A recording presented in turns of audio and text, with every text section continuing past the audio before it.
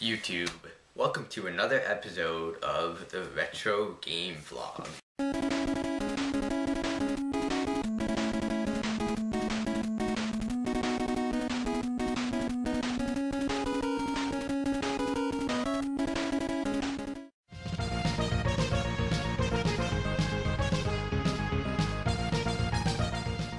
Hello YouTube. In this episode, I'll be basically ranting about resellers.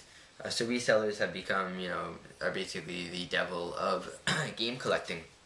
I'm extremely hated, and yeah, that's pretty much it. So basically, a reseller is somebody who, it's not just anybody who sells video games, because by all means, there are tons of people who sell games, who sell retro games, and they market them the way they should be, and they're really nice guys and give you games for free. But no, resellers are really the ones that you go to a store or a flea market, and basically you see tons of games. And it's not always a bad thing, because there are a lot of collectors who have tons of games. But basically, you see tons of games, and the best way to check if you guys are resellers is you look at Mario 1, 2, or 3 on the Nintendo Entertainment System. If they're marked at, about like $10, $15, they're reseller. Those games should really not be marked very high. There are other ways to tell it, obviously, too. Of course, there's a difference between being a game store and being a reseller. Because you can be a game store and have, 10 GameCubes, but if you sell them, under what you'll find them for on eBay, then you're not a bad reseller. There's a guy at a flea market that I go to whenever I can. It's pretty far, but whenever I can I go. And, he threw in like a Double Dragon 5 when I went. He was just like, here, because I wanted it, and he just decided to give it to me. His prices were incredible. He had Star Fox for $10, and basically all of those Nintendo titles that really shouldn't, be worth more than that. He put them, at basically what they should be sold at, because he's not a reseller. Resellers price games according to eBay, basically. And eBay will sell a game like Mario, Mario 2 or 3 for, $15, because there are people who are not, collectors who will pay that. Anyways, why are resellers so bad exactly? Well, they have absolutely no passion for gaming. They don't know anything about, our retro games other than basically what they sell for on eBay. And that's not always, a terrible thing, because you can get, just the straight up price, but they always rip you off. And, whenever I go into a place that, has resellers, I always come out disappointed.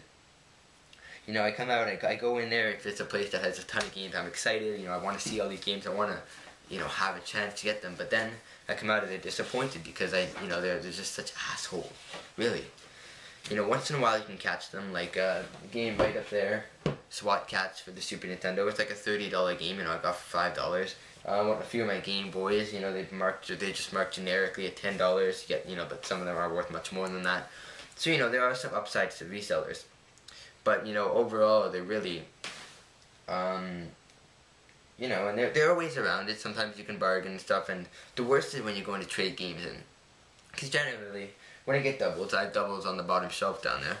I'd rather trade them in somewhere and just get a game for them, trade them to somebody. But a lot of times, if you go to, go to a game store, even if and they'll just straight up, give you nothing for them. Even if they know that they'll make tons of it, they'll just be like, $3 each. And it's the absolute worst feeling in the world, because I know that my games are worth more than that. Obviously, Demon's Sword, which is one of the games, is not worth much. But, most of them, you got Mega Man 2's, a few great games in there. And, they're just worth $3 a piece, of course. And it's the most annoying thing. And I know I'm going on a real rant right now, but they're so annoying. And the worst is condition. Now here's the thing with resellers. When they're selling to you, condition doesn't matter. There's a store in my area that had Mega Man 7 for the Super Nintendo. One sec, I'll show you what it was like.